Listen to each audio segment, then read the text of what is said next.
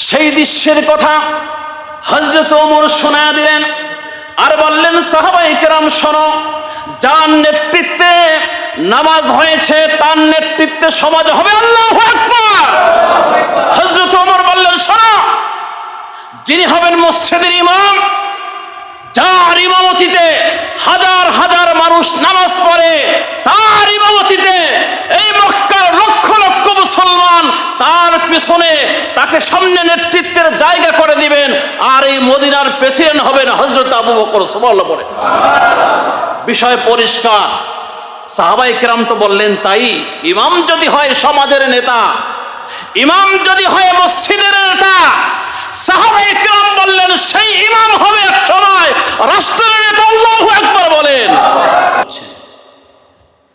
ইন্না ইদ্দাতাশ শুহুরি ইনদাল্লাহি 12 শাহরান ফি কিতাব يوم خلق السماوات والأرض 4 حرم।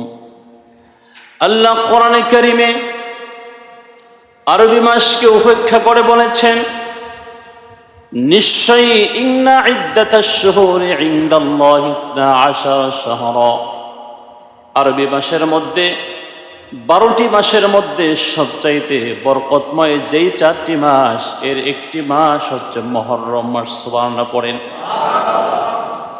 সেই মুহররম মাসে ইসলামের ইতিহাসে দুটো ঘটনাকে কেন্দ্র করে মুসলমান উৎসব করে, আনন্দ করে, আয়োজন করে, খাদ্যের ব্যবস্থা করে। আজকের মুসলমান গোটা বিশ্বময় জানেন না 10 মুহররম আজকে মুসলমানের কাছে কেমন তাৎপর্য আর কেমন গুরুত্ব সেটাও বোঝেন না। রাসূল করিম সাল্লাল্লাহু আলাইহি ওয়াসাল্লাম বলেছেন, সিয়ামি ইয়াউমি আশুরা আহতাসিবু আলান নাস আন ইউকাফফিরা আস-সানাতা আল্লাতী ক্বাবলা ওয়া সানাতা আল্লাতী বা'দা। মুহররম মাসের 10 তারিখ আর 11 তারিখ অথবা 9 অথবা 10, দুটো রোজাকে সম্মান করে যে কোনো মুসলমান রোজা আদায় করবে। নবীজি বলেছেন, আমি আশা করি আল্লাহ রব্বুল আলামিন আমাদের পূর্বের 1 বৎসর এবং পরবর্তী 1 বৎসরের সমস্ত সগীরা গুনাহকে মাফ করে দিবেন। ভাইয়েরা আমার, সেই মুহররমে ইসলামের ইতিহাসে সাইয়্যিদিনা হযরত মুসা আলাইহিস সালাতু ওয়াস সালামকে ফেরাউন নির্মমভাবে হত্যা করার চেষ্টা করেছিল। আল্লাহ রাব্বুল আলামিন যার সাথে থাকেন পৃথিবীর কোনো শক্তি তাকে হত্যা করতে পারে না। কথা বলেন ঠিক কিনা? হযরত মুসা আলাইহিস সালাতু ওয়াস সালামকে, যাকে আল্লাহ তাআলা তাওরাত কিতাব দিলেন, ছোট্ট শিশু যার পরিচালনার দায়িত্ব আল্লাহ রাব্বুল আলামিনের ফেরাউনের ঘরে দিলেন। যেই মুসা আলাইহিস সালাতু ওয়াস সালাম তৎকালীন সময়ের সাম্রাজ্যের অধিকারী হবেন, এটা ফেরাউন নিশ্চিন্তে তিনি ভালোভাবে অনুধাবন করতে পেরেছেন। গণকরা যখন বলল, হে ফেরাউন শোনো, তোমার এই সাম্রাজ্য, তোমার এই শাসনভার, তোমার এই ক্ষমতার জায়গা, ছোট্ট একটা শিশু তোমার ঘরে বড় হবে আর তুমি দুধ কলা করে তাকে বড় করবে। একটা সময় যখন চলে আসবে, সেই শিশু হবে আল্লাহর মনোনীত, তোমার সাম্রাজ্য সবকিছু ধ্বংস করে ফেলবে। আল্লাহু আকবার বলেন। হযরত মুসা আলাইহিস সালাতু ওয়াস সালাম মাতৃগর্ভে দুনিয়াতে আসলেন। ফেরাউন যখন বুঝতে পারলেন ছোট্ট শিশুর আগমন ঘটেছে, ফেরাউন তার সাম্রাজ্যের সমস্ত সৈনিকদেরকে বললেন, আমার এই রাজ্যের ভিতরে, আমার এই শহরের ভিতরে যত শিশুর জন্ম হয়, সমস্ত শিশুগুলাকে তোমরা হত্যা করে ফেলবে। সব শিশুকে হত্যা করে ফেলে হলো। শুধুমাত্র সাইয়্যিদিনা আল্লাহ তাআলার পয়গম্বর হযরত মুসা আলাইহিস সালাতু ওয়াস সালাম তার মা এবং তার বোনেরা মিলে একটা ছোট্ট নৌকা বানালেন। তাকে যেহেতু ফেরাউন হত্যা করতে না পারে তার সমুদ্রের ভিতরে ভাসিয়ে দিলেন। ভাসতে ভাসতে ভাসতে ভাসতে আল্লাহ তাআলার পয়গম্বর হযরতে মূসা আলাইহিস সালাতু ওয়াস সালাম এক নদীর কিনারায় যখন উঠলেন, ফেরাউনের স্ত্রী গোসল করতে গিয়েছিলেন অথবা অন্য কোনো কাজে গিয়েছিলেন, ছোট্ট একটা বাচ্চা দেখতে পেলেন। বাচ্চাকে কোলে তুললেন, আদর করলেন, ঘরের ভিতরে নিয়ে আসলেন। ফেরাউন বুঝতে পারলেন এটা আর কেউ নয়, এটা আমার দুশমন। কিন্তু ছোট্ট বাচ্চা নয়, তিনি একজন আল্লাহর পয়গম্বর। নবীদের চেহারা স্বাভাবিক মানুষের মতো হয় না, নবীদের চেহারা হয়ে যায় পূর্ণিমার চাঁদের চাইতে সুন্দর। সুবহানাল্লাহ পড়ে। হযরত মূসা আলাইহিস সালাতু ওয়াস সালাম ফেরাউনের কোলে দিলেন আসিয়া। মূসা পয়গম্বর ফেরাউনের কোলে যখন তিনি ঢোল খাচ্ছেন, হযরতে মূসা আলাইহিস সালাতু ওয়াস সালামের ঠোঁটটা ছিল বড় চমৎকার। ফেরাউন তার বিষাক্ত ঠোঁটের সাথে মূসা নবীর ঠোঁটের সাথে চুম্বন খাওয়ার চেষ্টা করেছিলেন।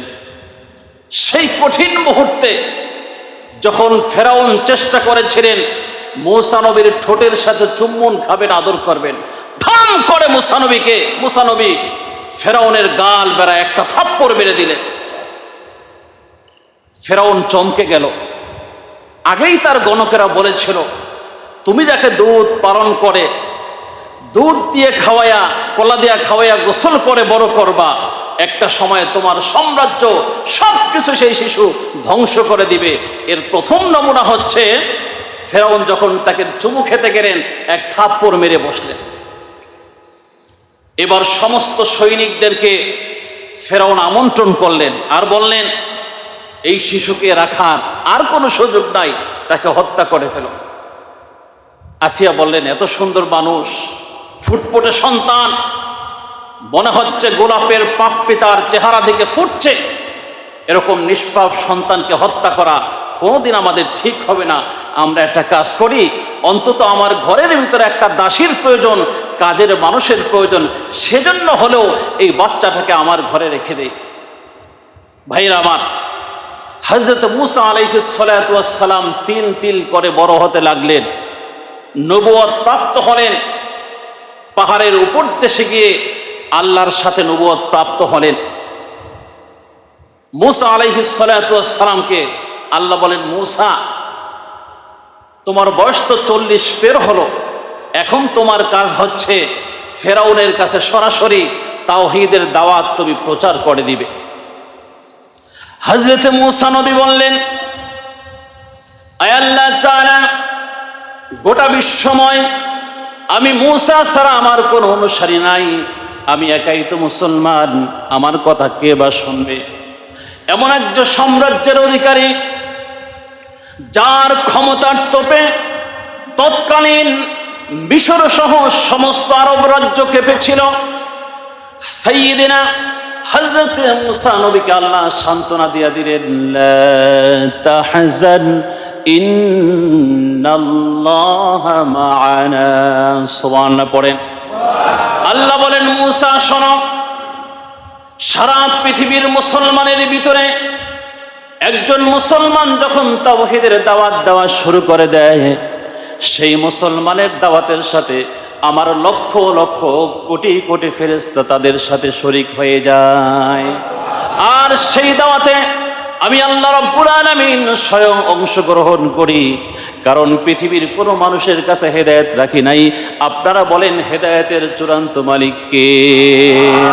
কোরআনে সে কথা বলা আছে, আল্লাহ বলেছেন, ইন্নাকা লা তাহদি মান আহবাবতা ওয়ালাকিন্নাল্লাহা ইয়াহদি মান ইয়াশা। হে রাসূল, আপনার কাজ হচ্ছে তাওহীদের দাওয়াত প্রচার করা। কাউকে ধরে কষে মেরে আপনি নামাজি বানাবেন, মুসলমান বানাবেন, এইরকম সুপার পাওয়ার আপনাকে দেওয়া হয়নি। আপনার কাজ হচ্ছে দাওয়াত দেওয়া। হেদায়েত আমি আল্লাহ রাব্বুল আলামিনের হাতে, আমি যাকে চাইবো তাকেই হেদায়েত দিয়া আমার জান্নাতের মালিক বানায় দেব। সুবহানাল্লাহ পড়ে। হযরতে মুসা আলাইহিস সালাতু ওয়াস সালামকে কেন্দ্র করেই মূলত এই 10ই মুহররম আশুরা। আল্লাহ রসুল যখন মক্কা থেকে মদিনা আল মুনাওয়ারায় হিজরত করলেন, রসুল দেখলেন মদিনার ইহুদিরা 10ই মুহররম একটা রোজা রাখে। তো ইহুদিদেরকে বললেন, তোমরা সারাদিন ক্ষুধার্ত থাকো, খাও না কেন? ওরা বলল, মুসা আলাইহিস সালাতু ওয়াস সালাম একজন পয়গম্বর ছিলেন, তাকে ফেরাউন দুনিয়া থেকে বিদায় করার জন্য ষড়যন্ত্র করেছিল। তো মুসাকে আল্লাহ বাঁচায়া দিলেন, ফেরাউনকে নীল নদীর ভিতরে চুবিয়ে আল্লাহ হত্যা করলেন। যেহেতু আমরা ইহুদি, কিন্তু মুসা নবীকে আমরা ভীষণ ভালোবাসি, এই জন্য মুসা নবীর সম্মানে আমরা একটা রোজা রাখি। নবী করিম সাল্লাল্লাহু আলাইহি সাল্লাম বললেন, তোমরা তো মুসাকে মানো, কিন্তু মুসার আল্লাহকে মানো না। আমরা মুসাকেও মানি এবং মুসার আল্লাহকেও মানি। সুবহানাল্লাহ পড়েন। সুতরাং তোমরা যদি রোজা রাখো একটা, মুসা নবীর প্রতি আমাদের বেশি হক, আমরা রোজা রাখবো 2টা।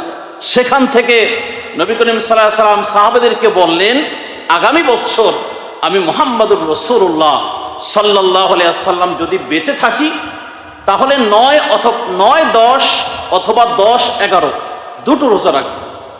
নবী করিম সাল্লাল্লাহু আলাইহি সাল্লাম পরের বছর তিনি ইন্তেকাল করেছেন, তিনি আর ছিলেন না, কিন্তু সাহাবায়ে কেরাম এই সুন্নতের আমল তারা করেছে। বিষয় আমাদের কাছে পরিষ্কার। ইহুদিরা রোজা রেখেছেন একটা, আমরা রোজা রাখবো কয়টা? 2টা।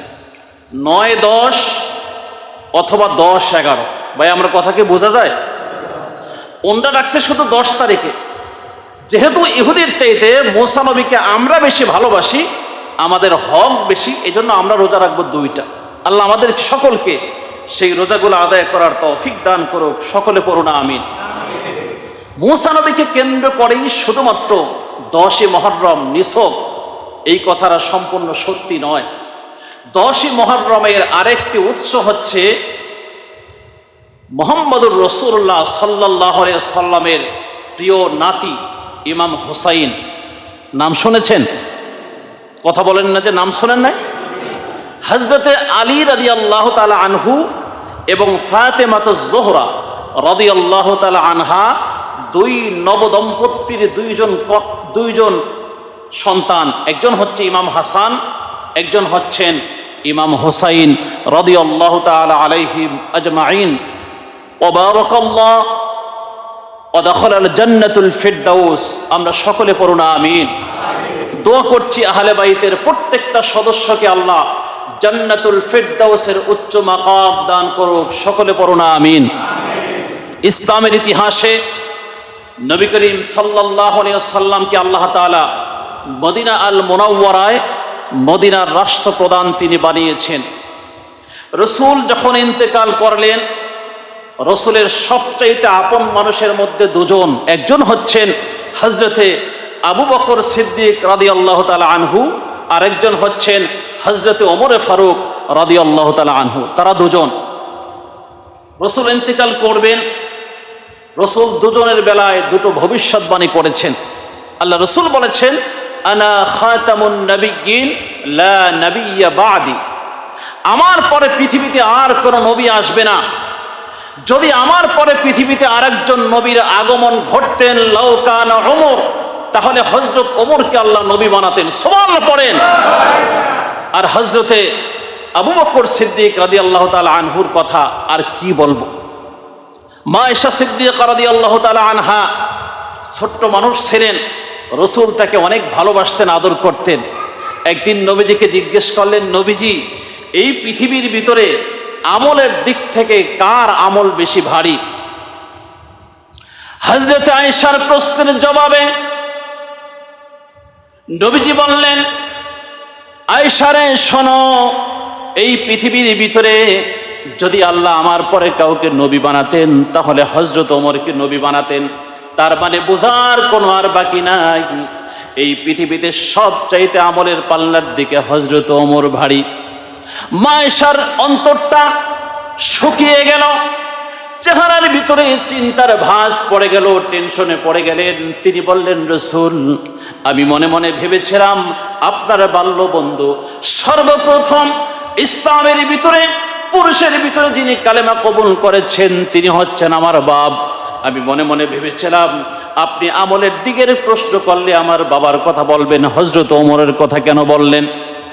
আল্লাহর হাবিব বললেন, আয়েশা শোনো, ওমরের কথা আমি অবশ্যই বলেছি, কিন্তু তোমাকে বুঝতে হবে আমি মুহাম্মদুর রাসূলুল্লাহ সাল্লাল্লাহু আলাইহি ওয়াসাল্লামের জবান মোবারক থেকে বললাম। শুধুমাত্র ওমর নয়, ওসমান আর আলী নয়, আহলে বাইত নয়, গোটা পৃথিবীর সমস্ত মুসলমানের আমলের পাল্লা যদি একদিকে রাখা হয়, আর তোমার বাবা আমার বাল্য বন্ধু হযরতে আবু বকর সিদ্দিক রাদিয়াল্লাহু তাআলা আনহুর আমলের পাল্লা যদি একদিকে রাখা হয়, তামাম পৃথিবীর সমস্ত মানুষের আমলের চাইতে তোমার বাবা, আমার শ্বশুর, আমার বন্ধু আবু বকরের আমলের পাল্লাটাই ভারী হয়ে যাবে। সেই সূত্রে সাহাবায়ে কেরাম বলেছেন, যেহেতু রাসূল আবু বকরের কথা বললেন, আমলের কথা বললেন, অন্যদিকে হযরত ওমরের কথা বললেন, তাহলে এই পৃথিবীর সাম্রাজ্যের মালিক হযরত আবু বকর পাওয়ার কথা, আর হযরত ওমরকে যারা ভালোবাসতেন তারা হযরত ওমরের কথা বললেন। তাৎক্ষণিকভাবে সাহাবায়ে কেরামের ভিতরে দ্বিমত পোষণ হয়ে গেল, ঝগড়ার উপক্রম তৈরি হয়ে গেল। হযরত আবু বকর সিদ্দিক রাদিয়াল্লাহু তাআলা আনহু নিঃস্ব হয়ে গেলেন। হযরত ওমর মসজিদ নববীর সামনে দাঁড়িয়ে গেলেন আর বললেন, সাহাবায়ে কেরাম শোনো, আল্লাহর রাসূল যখন দুনিয়া থেকে বিদায় নেবেন, মসজিদ নববীর ভিতরে সাহাবায়ে কেরাম রাসূলের ইমামতিতে জোহরের নামাজ আদায় করবেন। হুজরাখানা ছিল রাসূলের মসজিদ নববীর পাশে। রাসূল দেখতে পেলেন সাহাবায়ে কেরাম রাসূলের ইমামতিতে জোহরের নামাজ আদায় করবেন, অপেক্ষা করছেন। সময় যখন ফুরিয়ে গেল, সাহাবায়ে কেরাম বললেন, আবু বকর গো, আপনি মসজিদে ইমামতি করেন, আপনার মুক্তাদি হয়ে আমরা সালাত আদায় করব। নবী করিম সাল্লাল্লাহু আলাইহি ওয়াসাল্লাম সাহাবীদেরকে এই ইশারাই দিয়েছিলেন। হযরত আবু বকর মসজিদের মধ্যে ইমামতিতে দাঁড়িয়ে গেলেন, আর আবু বকর, ওসমান, আলী সহ সমস্ত সাহাবায়ে কেরাম হযরত আবু বকরের ইমামতির পিছনে তারা জোহরের নামাজ আদায় করলেন। নবীজি দৃশ্য দেখলেন, মুস্কি মুস্কি হাসলেন। মা আয়েশা বললেন, ইয়া রাসূলুল্লাহ, ইয়া হাবিবাল্লাহ, আমার কাছে মনে হচ্ছে আপনি মৃত্যু শয্যায় সজ্জিত আছেন, আপনি মুস্কি মুস্কি কেন হাসেন? আল্লাহর হাবিব বললেন, হযরত আবু বকরের নেতৃত্বে সাহাবায়ে কেরাম জামাতের সাথে নামাজ আদায় করছেন। এই দৃশ্য দেখে আমার আল্লাহ রাব্বুল আলামিন খুশি হয়ে তিনিও মুস্কি মুস্কি হাসলেন, আর আমি মুহাম্মদও সেই খুশিতে মুস্কি মুস্কি হাসতেছি। সুবহানাল্লাহ পড়েন। ভাইয়েরা আমার, সেই দৃশ্যের কথা হযরত ওমর শোনায়া দিলেন আর বললেন, সাহাবায়ে কেরাম শোনো, যার নেতৃত্বে নামাজ হয়েছে তার নেতৃত্বে সমাজ হবে। আল্লাহু আকবার। হযরত ওমর বললেন, শোনো, যিনি হবেন মসজিদের ইমাম, যার ইমামতিতে হাজার হাজার মানুষ নামাজ পড়ে, তার ইমামতিতে এই মক্কার লক্ষ লক্ষ মুসলমান তার পিছনে তাকে সামনে নেতৃত্বের জায়গা করে দিবেন, আর এই মদিনার প্রেসিডেন্ট হবেন হযরত আবু বকর। সুবহানাল্লাহ বলে। বিষয় পরিষ্কার। সাহাবায়ে কেরাম তো বললেন, তাই ইমাম যদি হয় সমাজের নেতা, ইমাম যদি হয় মসজিদের নেতা, সাহাবায়ে কেরাম বললেন সেই ইমাম হবে এক সময় রাষ্ট্রের নেতা। আল্লাহু আকবার বলেন। সাহাবায়ে কেরামের মত দ্বিমত সবকিছু ভেঙে চুরমার হয়ে গেল। সমস্ত সাহাবায়ে কেরাম বললেন, হযরত আবু বকরকে আমরা খলিফা হিসাবে মেনে নিলাম, আলহামদুলিল্লাহ পড়ি। হযরত আবু বকর রাষ্ট্র পরিচালনা করলেন 2 বছর 3 মাস 10 দিন, ইন্তেকাল করলেন। ধারাবাহিকভাবে চলে আসলেন হযরত ওমর, এরপরে চলে আসলেন হযরত ওসমান, এরপরে ধারাবাহিকভাবে চলে আসলেন আওলাদে রাসূল হযরতে আলী ইবনে আবি তালিব রাদিয়াল্লাহু তাআলা আনহু। হযরত আলী রাদিয়াল্লাহু তাআলা আনহুকে যখন তারা হত্যা করে ফেলল, এরপরে খেলাফতের দায়িত্ব কে পাবেন? আবার শুরু হয়ে গেল মুসলিম সাম্রাজ্যের মধ্যে দ্বিমত পোষণের সেকেন্ড পালা। তৎকালীন সময় হযরতে মুয়াবিয়া রাদিয়াল্লাহু তাআলা আনহু রাসূলের একজন জলিলুল কদর সাহাবী, যিনি মদিনার রাষ্ট্র পরিচালনা করেছেন অন্তত 20 বছরের কাছাকাছি সময়। হযরতে মুয়াবিয়া রাদিয়াল্লাহু তাআলা আনহুকে বলা হয় কাতেবে ওহী। যারা মক্কা মদিনায় ভ্রমণ করেছেন, আরবি ভাষা খানিকটা বোঝেন, তারা বুঝবেন কাতেব মানে হচ্ছে লেখক, যেটাকে আমরা আমাদের দেশে মুহুরি বলি। উকিলের যিনি লেখক থাকে উনি মুহুরি থাকেন, ঠিক তদানীন্তন সময় কাতেবে ওহী ছিলেন। জিবরাইল আলাইহিস সালাতু ওয়াস সালাম মুহাম্মদুর রাসূলুল্লাহ সাল্লাল্লাহু আলাইহি ওয়াসাল্লামকে যে কথাগুলো বলতেন, হযরতে মুয়াবিয়া রাদিয়াল্লাহু তাআলা আনহু সেই কথাগুলো তিনি নোট করে রাখতেন। সুবহানাল্লাহ পড়েন। তাহলে বোঝা গেল আল্লাহর কথা যিনি নোট করে রাখেন তার দাম অন্যান্য সাহাবায়ে কেরামের তুলনায় কোনো অংশেই কম নয়। হযরতে মুয়াবিয়ার ইন্তেকালের আগ মুহূর্তে সাহাবায়ে কেরামদের মধ্যে কেউ কেউ বললেন, মুয়াবিয়া যদি বিদায় নেয় আরব সাম্রাজ্যের রাষ্ট্রপতি কে হবে? সকলে মিলে বললেন ইমাম হুসাইন, তিনি সবচাইতে যোগ্য ব্যক্তি। কিন্তু মুয়াবিয়া রাদিয়াল্লাহু তাআলা আনহুকে তদানীন্তন সময় ইরাকের কিছু গভর্নর ছিলেন, তারাও রসুলকে দেখেছেন, তারা সিদ্ধান্ত নিয়েছেন মুয়াবিয়ার ছেলে ইয়াজিদ তিনি রাষ্ট্র ক্ষমতায় থাকবেন। এই ঘটনা চলছিল, সাহাবায়ে কেরামদের ভিতরে মত দ্বিমত ত্রিমত পোষণ হয়ে গেল। ইমাম হোসাইন তখন ছিলেন মক্কায়, এই সিনারি ছেড়ে তিনি চলে গেলেন মদিনায়। মদিনায় যাওয়ার পড়লে উবাইদুল্লাহ ইবনে জিয়াদ সহ অসংখ্য সাহাবায়ে কেরাম ইমাম হোসাইনকে বললেন, আপনি মুহাম্মদের নাতি, আপনি মুহাম্মদের উত্তরসূরি, আপনাকে রাসূলুল্লাহ অনেক মহব্বত করতেন, ভালোবাসতেন।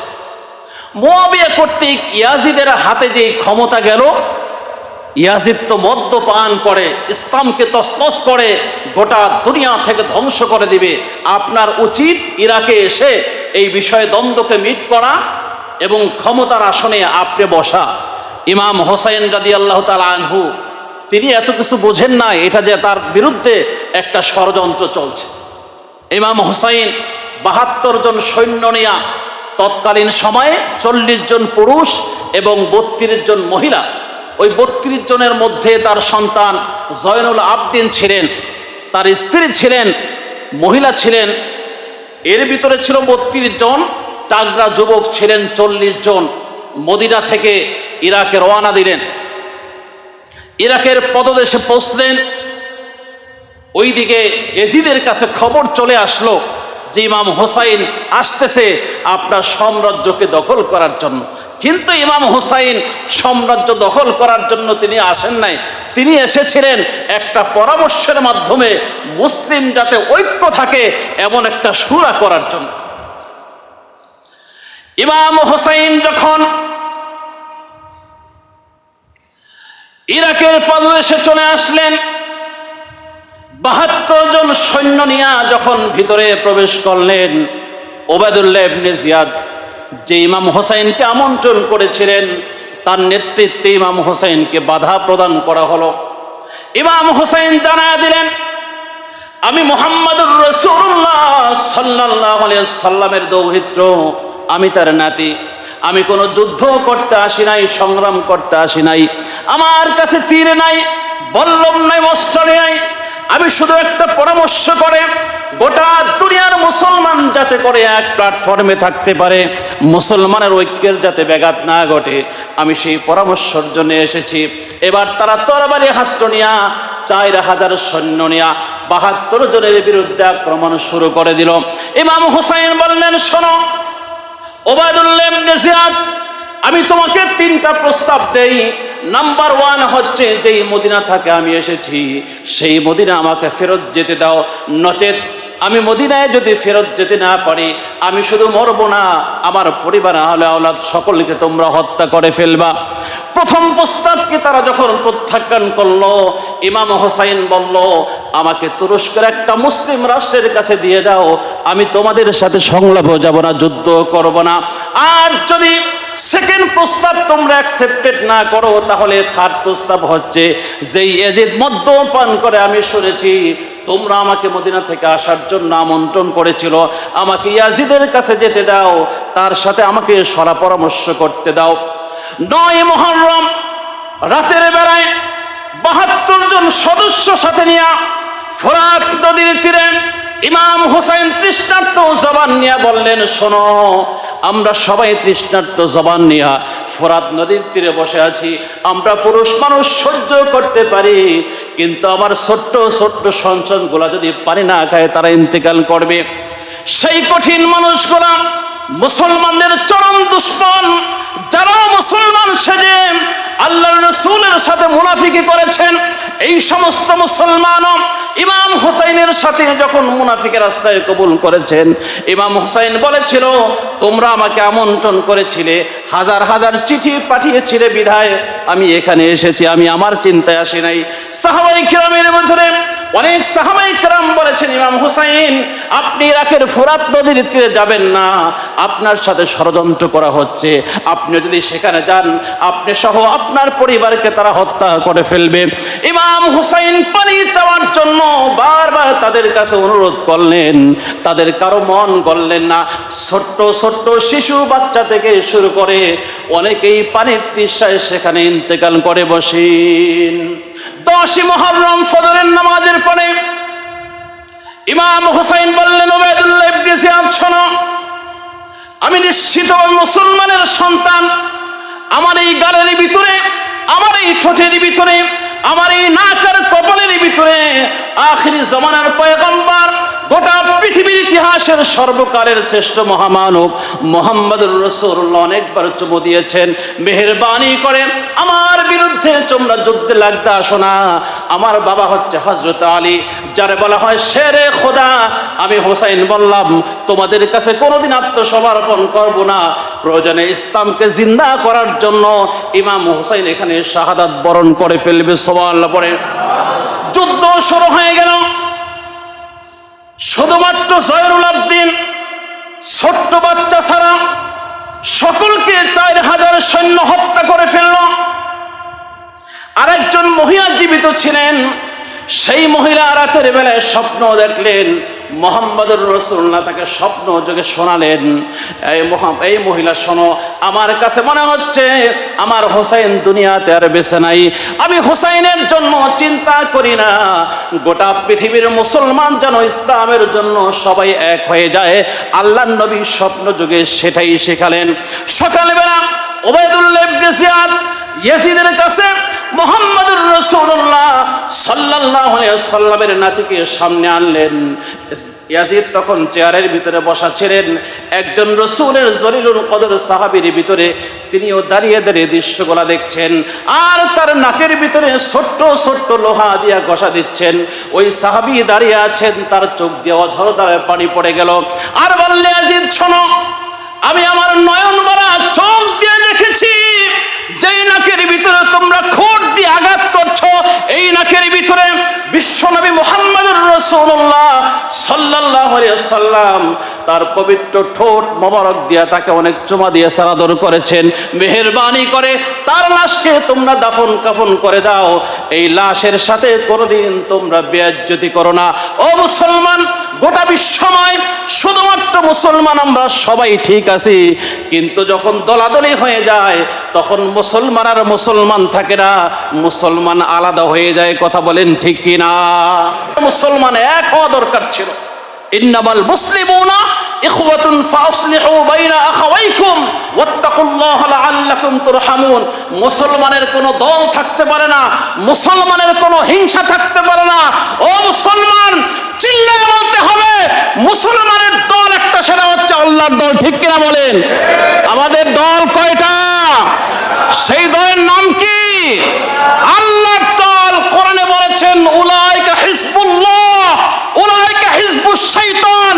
কোরআনের পক্ষে যারা, তারা হচ্ছে আল্লাহর দল, আর কোরআনের বিপক্ষে যারা, উলাইকা হিজবুশ শাইতান, তারা হচ্ছে শয়তানের দল। আমরা কোনোদিন শয়তানের দলকে অনুসরণ করতে পারি না। তাদের পথে চলতে পারি না, বাধা বিপত্তি উপেক্ষা করে জীবনের শেষ মুহূর্ত পর্যন্ত আল্লাহর কোরআন এবং রসুলের সহি সৈনিক হয়ে এই দুনিয়াতে বাঁচতে চাই। আল্লাহ আমাদেরকে ইমানি তারাক্কি দান করুক। সকলে পড়ুন আমিন। আর একটু জোরে পড়ুন আমিন। ওমা আলাইনা ইল্লাল বালাগ। আসসালামু আলাইকুম ওয়া রাহমাতুল্লাহি ওয়া বারাকাতুহু।